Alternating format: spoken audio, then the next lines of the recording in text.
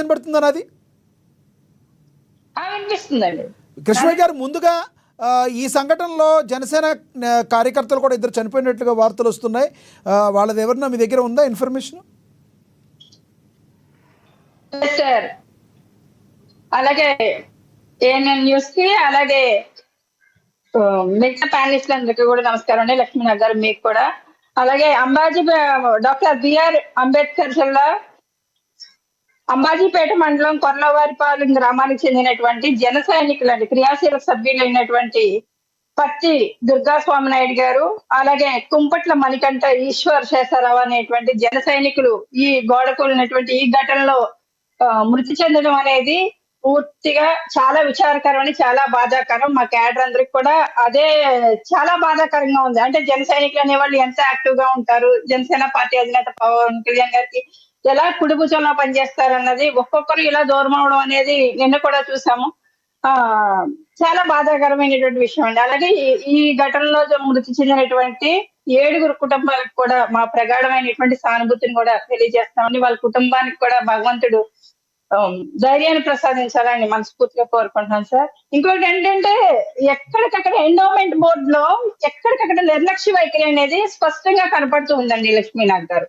అంటే ఇక్కడ మా జన సైనికులు మృత్యువాత పడ్డారనే కాదండి, వాళ్ళ టికెట్లు ఏ రేటుకి అమ్ముకుంటున్నాము, ఏ రకంగా దేవాదాయ శాఖకు సంబంధించినటువంటి ఆస్తులు కానీ, దాని మీద వచ్చేటువంటి ఆదాయాన్ని కానీ, గుళ్ళ మీద వచ్చేటువంటి దేవాలయాల మీద వచ్చేటువంటి ఆదాయాన్ని కానీ ఎలాగా అయితే ఈ ఎండోమెంట్ బోర్డులు సేకరిస్తుందో, అలాగే భక్తులకి సరైనటువంటి ఏర్పాట్లు కూడా చేయవలసినటువంటి బాధ్యత కూడా ఉందని మరొకసారి గుర్తు చేస్తూ ఉన్నామండి. కాంట్రాక్ట్లు ఇచ్చేటప్పుడు కూడా ఎలాంటి వ్యక్తులకి కాంట్రాక్ట్లు ఇస్తున్నారు అది కూడా చూసుకోవాలండి. అంటే 20 అడుగులు గోడ కూలిపోయింది అంటే అక్కడ కనీసం పిల్లర్స్ కూడా స్ట్రాంగ్ గా లేకుండా కట్టారని బయట వినిపిస్తుంది. దీని మీద కూడా దర్యాప్తు జరగాలండి. అంటే వాళ్ళ ప్రతి ఒక్కరు, మా అధినేత వెంటనే దీని మీద స్పందించారు, మా జనసేన పార్టీ అధినేత పవన్ కళ్యాణ్ గారు స్పందించారు. అక్కడికి వెంటనే మా జనసేన నాయకుల్ని కానీ, నాదెండ్ల మనోహర్ గారిని కానీ వీళ్ళందరినీ కూడా పంపించడం జరిగింది సార్.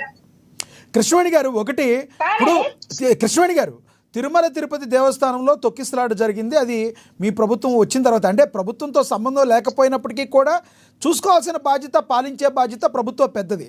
అయితే ఒకసారి జరిగిన తర్వాత ఇలాంటి వాటిని మళ్ళీ పునరావృతం కాకుండా ఉండడానికి హోంశాఖ మంత్రి, ముఖ్యమంత్రి, అదేవిధంగా ఉప ముఖ్యమంత్రి ఎవరైతే ఉన్నారో వీళ్ళు కొన్ని ఇన్స్ట్రక్షన్స్ ఇవ్వాల్సిన పరిస్థితి ఉంటుంది. అన్ని గొళ్ళలకు సంబంధించి కానీ, ఆ ఎండోమెంట్ శాఖ అధికారులకు కానీ, ఇప్పుడు వరకు ఉన్న వాళ్ళందరికీ కానీ.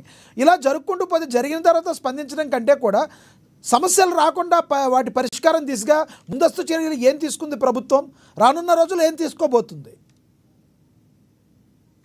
లక్ష్మీనాథ్ గారు, మీరు ఒకటి గమనించాలండి. తిరుపతిలో ఘటన జరిగిన వెంటనే ఈ విషయం మీద స్పందించింది మా జనసేన పార్టీ అధినేత పవన్ కళ్యాణ్ గారు. ఆయన స్పందించినందుకు ఆయన మీద దుగ్మెచ్చపోతున్నటువంటి పరిస్థితి ఆ రోజు. కానీ ఈ రోజుకి కూడా మా అధినేత పవన్ కళ్యాణ్ గారు ఎక్కడికక్కడ చెప్తూనే ఉంటారు, ఎక్కడికక్కడ ఇన్స్ట్రక్షన్స్ ఇస్తూనే ఉంటారు.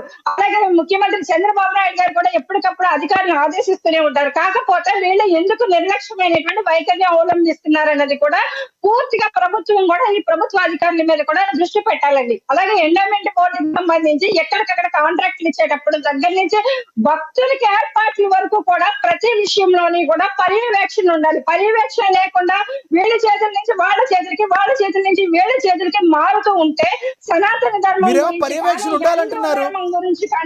కృష్ణవేణి గారు, మీరేమో పర్యవేక్షణ ఉండాలంటున్నారు.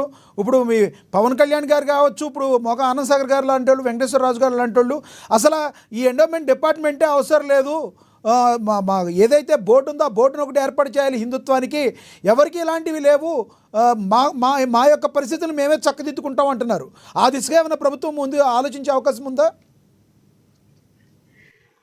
ఇది హిందూ ధర్మం మీద జరుగుతున్నటువంటి దాడిగా పరిగణిస్తూ ఉన్నామండి. ఎందుకంటే ఎక్కడికక్కడ హిందువుల మీద జరుగుతున్నటువంటి దాడులు చూస్తున్నాం. అలాగే హిందూ దేవుళ్ళ మీద కానీ, హిందూ దేవాలయాల్లో కానీ జరిగినటువంటి ఇలాంటి ఘటనలు పునరావృతం అవుతుంటాయి. దైవాల మీద కూడా విశ్వాసం కోల్పోయేటువంటి పరిస్థితులు ఏర్పరచడానికి మాత్రమే ఇలాంటి ఘటనలు జరుగుతున్నాయి.